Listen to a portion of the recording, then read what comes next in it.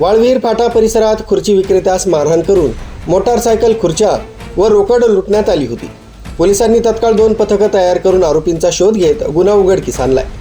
इगतपुरी तालुक्यातील वाळविहीर करोळे फाटा परिसरात खुर्ची विक्रीचा व्यवसाय करणाऱ्या व्यक्तीस मारहाण करून जबरी चोरी करणाऱ्या आरोपींना घोटी पोलिसांनी अवघ्या 30 मिनिटात शोधून काढत उल्लेखनीय कामगिरी केली. या प्रकरणी फिर्यादी राजेश मांगेलाल बंजारा, वय 42 वर्ष, व्यवसाय मजुरी, मूळ राहणार राजस्थान व सध्या ओमबाबा रोड, घोटी, तालुका इगतपुरी यांनी घोटी पोलीस ठाण्यात फिर्याद दिली.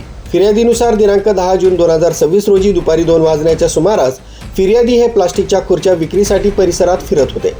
त्यावेळी वाळविहीर फाटा इथं उपस्थित असलेल्या 3 अज्ञात इसमांनी त्यांना "ओ खुर्चीवाले भैया" अशी हाक मारून जवळ बोलावलं.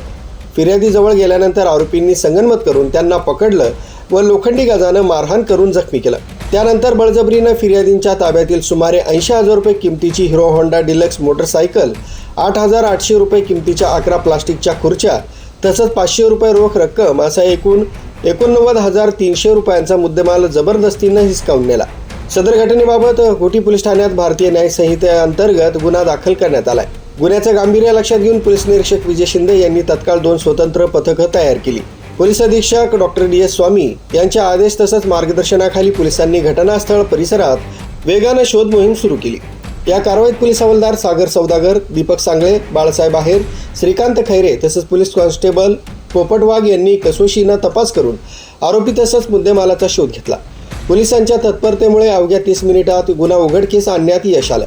ही कारवाई परिसरात चर्चेचा विषय ठरली आहे. सदर गुन्ह्याची नोंद पोलीस हवालदार इंगळे यांनी केली असून पुढील तपास पोलीस उपनिरीक्षक प्रवीण उदे, घोटी पोलीस ठाणे हे करीत आहे. राजू देवळेकर, न्यूज 7 मराठी, इगतपुरी.